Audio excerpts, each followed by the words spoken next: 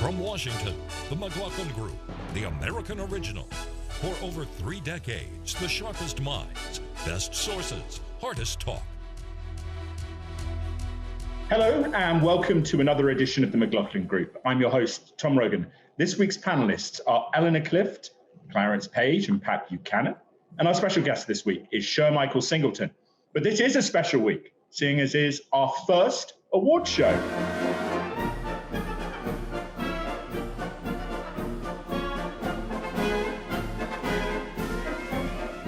So, Pat, why don't you start us off with your biggest winner of 2020? It's an easy call. Biggest winner is basement boy, Joe Biden. Joe Biden was a Democratic nominee because he was not Bernie Sanders or a socialist. And then he was not Donald Trump. It's his third try. He's got to be the big winner, Tom. Okay, Eleanor. I totally agree. He is the big winner. I wouldn't phrase it exactly the way Pat does. This is the fulfillment of a lifelong quest. It is his third time. Third time's the charm. His life story and the tragedy in his life seems to have made him for this moment. And I'm waiting with great enthusiasm to see how he will govern. Okay, Clarence. Well, we have amazing agreement here because I agree that it's Joe Biden, and it's too bad he couldn't bring the Democratic Party along with him to victory because they actually suffered some losses in the House in particular, and that sets them back and sets us all back to gridlock depending on what happens in Georgia. If Democrats can win both of those races, which is a long shot, otherwise we're going to have more gridlock. Shermichael, your biggest winner. I'm going to be the odd one out of the bunch, and I'm going to say Kamala Harris, Tom, because despite her initial attack on Joe Biden during one of the presidential debates, Democratic presidential debates, he still chose her despite those things, and she made history as the first person of African descent to be chosen as the vice president of our country, and that's a monumental moment, and it also speaks volumes about the character of Joe Biden. All right, very good. And my biggest winner of the year, to be a little bit different, is FBI Director Christopher Wray. In a year in which we have had sustained political toxicity, Christopher Wray, as much as perhaps President Trump would wish him gone, has been able to hang on in there. And so, yeah, that's my biggest winner. All right, let's move on to biggest loser, Pat. The biggest loser is the pollsters' profession. They missed the call horribly in 2016. Then they predicted a big wave in 2020 for the Democratic Party. Democratic Party did not even recapture the Senate, and it lost seats in the House. And I think, like the media, the pollsters are having a terrible time with their credibility for the long haul. Okay, very good. Eleanor. Biggest loser is Donald J. Trump. It's the worst thing that he's feared all his life, to be labeled a loser. He tosses that label around to everybody else, but he can't stand the fact that he is the third president in modern history, only the third president in modern history to lose after a single term. Clarence. Well, for me, it was a tie between Donald Trump and Harvey Weinstein. He was convicted this year, grandly convicted, brought down from the highest up to the lowest, and he helped to ignite the Me Too movement that had a tremendous social and political consequence. And Clarence, Jeffrey Epstein might be added to that, although he's obviously departed now, so hasn't faced perhaps as much justice as he would wish. All right, Shermichael, biggest loser for you. This is an easy one, the progressive wing of the Democratic Party, because Bernie Sanders did not become the nominee, and progressive Democrats did not perform very well down ballot when compared to more moderate and centrist-leaning Democrats. And so the question for them will be, under this new administration of centrist-leaning Democrats, where do they go? And I'm not sure that they know, Tom. Shermichael, why don't you start us off with, oh, sorry, I forgot mine. My biggest loser of the year is which is a very important one, is Xi Jinping, leader of China. The ambitions of China to displace the US-led international order are struggling, thanks to the coronavirus and related deceptions over that. And more, I think, though, the diplomatic stance China has taken in terms of very aggressively being seen to engage with anyone who raises even mild criticism. Anyway, Shermichael, your best politician of the year. You know, my best politician of the year, and I know this may be controversial to a lot of people, is Donald Trump. And hear me out here. It's because Donald Trump has fundamentally changed the way we view politics within the United States. And for good or for bad, Tom, he has been in many ways a political aberration, a political phenomenon, unlike the likes of which I think we may ever see again, even in our very young lifetime. Okay, very good. Clarence. I agree, only up to a point. Shermichael's is quite correct in his assessment. The only thing is, Donald Trump lost in the end, and if he can just, as soon as he figures out how to be able to reach out with that working class agenda of his in a way that doesn't offend more people than it turns on, then he's not going to do it. Somebody will come along who's able to do that. But to answer your question, though, I think the best politician was Congressman James Clyburn.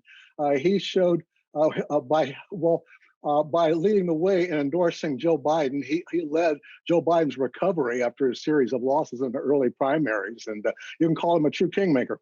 Okay, very good. I like that. Eleanor, yours. I had the same choice as Clarence, and that is South Carolina Congressman James Clyburn. He fairly can say he made the president. And he's got a very loud voice in the choice of cabinet officials, and rightly so. He brought a particular vote to the table with great energy, and he's a kingmaker. Okay, Pat. I think Shermichael's got a very good point that Trump is an historic figure. He's a pivotal presidency. The political future of this country will be different because of the ideas and issues he raised and ran on, as will the Republican Party.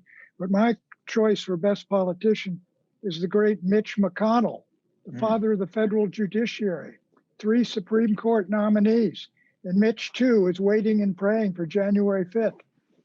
Okay, that's a good one as well. All right, my biggest winner of the year is Marco Rubio, who previously seen as part of the establishment Republican Party, has reshaped himself for 2024 in the imagery of a sort of kinder and gentler populist a la Trump.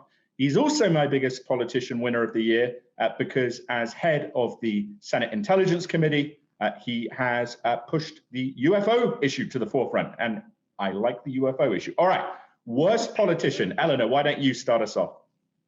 Rudy Giuliani, who has aided and abetted the president in an attempted overthrow of a federal election that has been assessed as fair and protected from any national security interference. So Rudy Giuliani, but actually it's Trump, and maybe Pat and Shermichael are going to laud him as this historic figure, historic in a very negative way. All right, Pat, why don't you come next then? How many of these issues, Eleanor, are you going to name Trump to the great honor on here? I only named him once. Rudy Giuliani is my figure here. General Custer of impeachment, Adam Shifty Schiff, a disastrous leadership for the Democrats going over to the Senate. Okay, Clarence, yours. Well, the worst politician, I was saying, whoever made up the slogan or pushed the slogan, defund the police, it really damaged the Democrats. And I was trying to find some name to attach to it. Even Alexandria Ocasio-Cortez has not really outright endorsed that view. So I just have to generically say that failure to contain that and clarify it was just too damaging for the party. Okay, Shermichael, worst politician. I'm going to say Bill de Blasio out of New York, who was a failed presidential candidate, a disastrous mayor of America's greatest city. Crime has increased significantly. Dozens of wealthier New Yorkers have left the city, and many individuals who are at that poverty rate are struggling far more now than they were before. And we can get into the federal stuff, but the mayor also has a responsibility to play. And I would also add quickly, the mayor was very hypocritical in the way he dictated police on communities of color versus other individuals. And this is your shining example of liberal, progressive leadership. And again, the country's greatest city. I don't think we want it. All right, Shermichael, you have stolen mine. and you said everything far more eloquently than I could have. So we will move on to most defining political moment. Pat, why don't you start us off with that? You all have mentioned a couple of times James Clyburn, and I think that's decisive.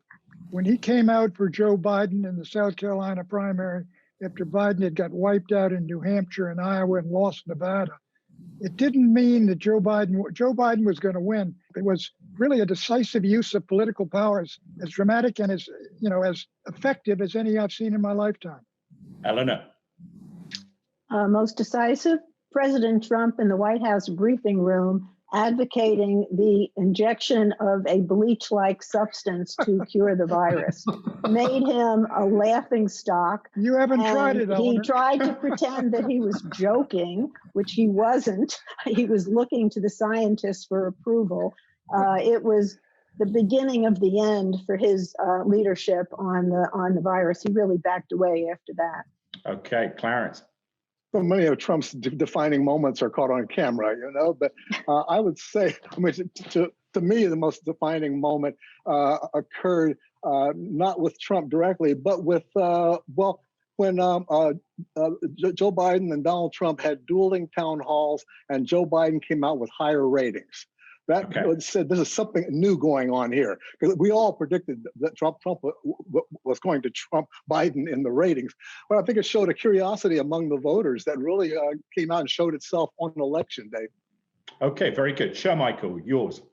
I'm going to agree with Pat about James Clyburn out of South Carolina, but for a different reason. It was a defining moment to me and hopefully for the rest of the country, because what it showcased, Tom, was that the most critical base for the Democratic Party, African Americans, are very moderate leaning in their political ideological outlook, particularly those in the South, and overwhelmingly rejected these notions of progressivism that a certain arm of the Democratic Party continues to try and spread. And I think if you're into philosophy and theory and ideology, that should be very, very fascinating about what that says, not only about the future of the Democratic Party, but even perhaps the future of the Republican Party and what it may mean for the party's ability to target a certain sector of African American voters. And Shermichael, as an extension there, we could look at as well the overperformance or the beating of expectations by President Trump with some Hispanic voters. So much food for thought, a good one there. My one will be the first presidential debate in which we really saw the crystallizing of the partisanship, the emotion, the anger really that defined this campaign and seems to be sustaining with us to the present day, at least not on this show, however, which is a good thing. All right. Eleanor, most underreported story of 2020. The opioid crisis. It was a big story, but once the pandemic hit, nobody was writing about it or covering it. It is terrible. It is destroying communities, especially rural communities. So it needs much more attention than it's been given. Okay, Pat. That was a good one, Eleanor. But seriously, let me just say that I think the most underreported story is the riots and the violence and the looting that were attended to those demonstrations after George Floyd's killing, and the performance of the media in covering them. I recall one cable news fella said there's nothing unruly going on when right behind him, the film showed the Reichstag fire breaking out and buildings burning up. So I think the idea that people didn't overlook, but they downplayed these, was the most underreported story of 2020. All right, Pat, little pop quiz for you. What was the ideology of the individual who supposedly burned down the Reichstag? The ideology was left, far left. Very good indeed. All right, Shermichael. I would say the most underreported story, Tom, of this year is poverty in America. And I think that's something that impacts all people, regardless of race. And that's something that's not spoken about enough. It should be sort of a uniting topic that brings Democrats and Republicans together. There are millions of people, Tom, across this country, from urban centers to rural areas, black and white, who have so many parallels in common about poverty, and we just haven't addressed those issues. And so I think that's the most underreported story. Okay, my underreported story, probably no shock to anybody, UFOs. Vehicles, intelligently controlled, not China, the US, or Elon Musk, apparently, or Russia. We shall see what happens. I am very confident, based on people in the government, that this is going to be a story that other far more esteemed journalists take a closer look at. All right. Don't miss me, Tom. Still Yeah, looking for ET. Oh, sorry, Tom? Clarence, I apologize. Thank you. Speaking of underreported stories, how about underexposed speakers here? No, my choice for underreported stories is one that it seems both obvious and inobvious, which is the loss of a sense of trust among Americans. We talk a lot about polarization and about declining faith in the system, but studies like one in 1997, a poll showed 2/3 of Americans had trusted the wisdom of their fellow Americans, despite how cynical the age seems to be. But now the same type of poll and sample shows only 1/3 of Americans have trust in the wisdom of their fellow Americans, and only about 19% of young Americans, those darn millennials. This is really a serious problem in terms of our future, and how well do we keep our system together if people have such declining faith? And we need to seriously look at and talk about how can we bring folks together, not just across party lines. Very well said, Clarence. I'm glad that you got yourself in there from my stupid little moment. Thank goodness. All right. A voice for the voiceless. Clarence, why don't you start us off with best comeback?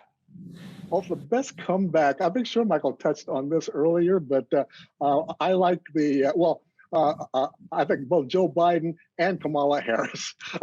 Joe Biden was saved, came back from his terrible early primary losses, and Kamala Harris came back from Joe Biden and her confrontation with him on the debate stage, and folks thought they were never going to talk to each other again. But Biden picked her as his running mate, I think very wisely, and they became emblematic of how to bring different folks together in politics.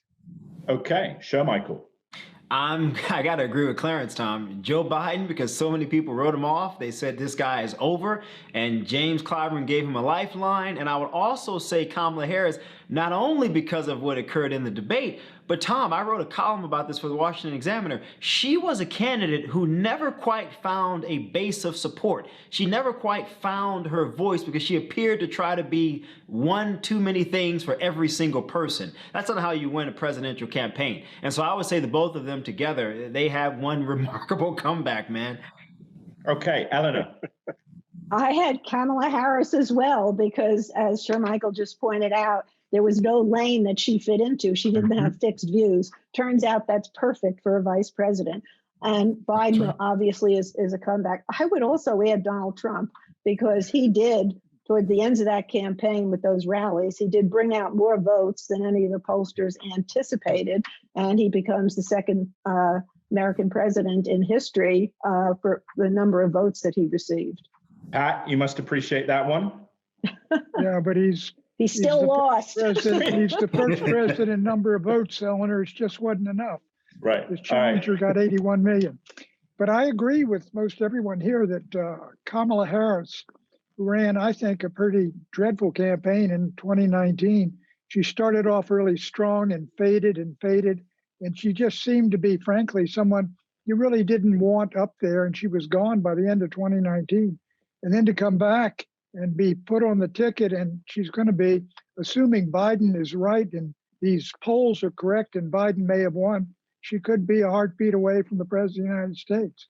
Okay, very good. I'm going to go with Susan Collins, who trailing in the polls for a long time throughout the election was almost written off, or was written off by many pollsters, who came back to secure that victory. Great comeback for her. All right, Shermichael, most original thinker. I'm going to jump out here, and people may say I'm a little crazy for saying this, but I would say Paul Ryan, and hear me out.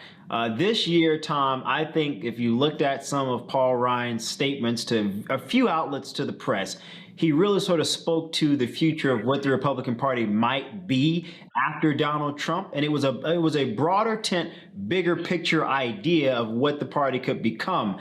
And for me, as a minority who spent so much of my time trying to expand the party, that was just something we didn't really hear a lot of this year, even during this presidential cycle, outside of, what in the heck you have to lose, or from Joe Biden, Donald Trump is the worst thing for minorities. But Paul Ryan, I think, was very, very original in saying, you know what, it's okay to think differently. It's okay to look at both parties objectively effectively, and then decide where and who should get your vote. All right, Pat, I'll go to you because I'm sure you have some thoughts on Paul Ryan, but you're a most original thinker as well. I think it's the folks behind Pfizer and the folks behind Moderna, the ones who came up with those vaccines in less than a year, which no one predicted would happen. They were talking about years and years before the trials were going to be done. And now it appears like these are coming online in Great Britain and here in the United States.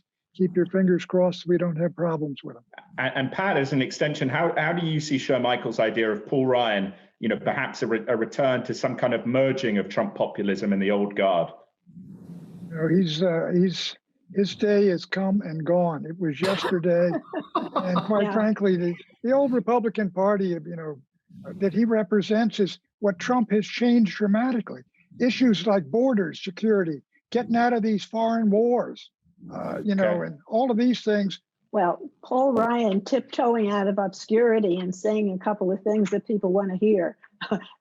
The Republican Party has a long way to go to remake itself, and I don't see him at the head of the line. Original thinker, Andrew Yang, who was a presidential candidate, who talked about the future of work as artificial intelligence comes online, and the work that ordinary people do from day to day diminishes. It's a huge problem. I'd love to see him somewhere in the cabinet, not a cabinet secretary necessarily, but somewhere advising, because I think he's a serious person and he's really got a great mind and thinks about issues in a much broader way than conventional politicians. Okay, Clarence? I got to say, I agree with both Shermichael and Eleanor on Paul Ryan. I think I've always said he was a man of ideas that were worth considering and worth working together with Democrats to implement them. Unfortunately, he's not a good enough politician. Even as Speaker of the House, he wasn't able to get his ideas through to implement them. So instead, I got to name somebody I'm reluctant to name, Elon Musk, because he's a guy, he's so obnoxiously a self-promoter, but he also has been called the next Steve Jobs right now for the ideas he's putting out. He's competing with Jeff Bezos now for the richest guy on the planet, and he does shake things up in that kind of a way. And I like Andrew Yang too. He just hasn't got the same pizzazz as Elon Musk. All right, my most original thinker is a guy called Jim Reese, which people probably haven't heard of, who was a former Delta Force officer who, to try and support some of the Sunni tribes and Kurdish allies in northern Syria against both Turkey and ISIS and Russia and Iran, managed to set up, with State Department support, an oil company partly owned by those people. And it allowed President Trump to, in his own mind, keep forces in Syria to a degree, which I'm also supportive. So a clever little cajoling there of the foreign policy, economic apparatus, and humanitarian service. Most stagnant thinker. Clarence, why don't you start us off? Mitch McConnell. I mean, yeah, he's a successful leader of the Republicans in the Senate, but it's all old ideas. It's all, in fact, it is old hardball politics of the type I used to run into when I was covering Chicago City Hall. Unfortunately, right now, the country needs something more than just gridlock and constant clashes back and forth. And that's what he's given us. Okay, tight on time. So very quick, please, Eleanor. I also had Mitch McConnell, but I'm hoping to rethink as we tape this. He has shown some interest in passing a COVID-19 relief package. And the reason he's doing that is he doesn't want to send those 2 Georgia senators home to Georgia without a nice gift from the federal government. He does everything out of pure interest to maintain his majority. It's hardball politics, Chicago style, played with a Kentucky drawl. All right, Pat. That's right, y'all. The most stagnant thinker, Tom, the most stagnant thinker, I think, is the environmental establishment, which blames every flood, every forest fire, every hurricane, every tornado on climate change. And they give Trump no credit when in the last year, frankly, because of COVID and because of what happened to the economy, carbon emissions in the United States of America fell by 99%, a record that's never been equaled by this country or any country. All right, Shermichael. I'm going to say Stephen Miller, Tom, because of many of his views, policy positions. that he directed the president and advised the president as it pertained to immigration. Immigration is a problem that we face. We must solve it, but that's going to take Democrats and Republicans together working in a bipartisan collaborative method to think creatively about the future of our country and how we secure our borders in the future. But I don't think being reactionary and being draconian in one's outlook is the best way to solve that problem. So Stephen Miller. Okay, and this last one, we're all going to have just names because we're very tight on time. I'm going to say, though, for my most stagnant thinker, AOC, just rebranded socialism, doesn't work. Eleanor, very quick. Honorable mention. This is for honorable mention, Dr. Correct. Anthony Fauci. Okay. Clarence? Alexander Vindman. All right, very good. Pat? The most honorable mention for stagnant thinker is Black Lives Matter, which was, Clarence, the group that came up with that magic slogan, defund the police. All right, well, that's your honorable mention then. All right, Shermichael, yours. I'm going to say, Tom, your fellow Brit who recently passed away, who I thought the world of this guy's intellect, Sir Roger Scruton. Okay, well, that's an exceptional one. I'm going to do Emmanuel Macron. The cheeky little Frenchman president, though, has his hands in various pots, Lebanese politics, the Mediterranean, dealing with President Trump, and now dealing with the new president. So I always think it's good to bring up Mr. Macron. Okay, thank you very much for watching the show. Hope you enjoyed it and having a wonderful holiday season. And we will see you next week.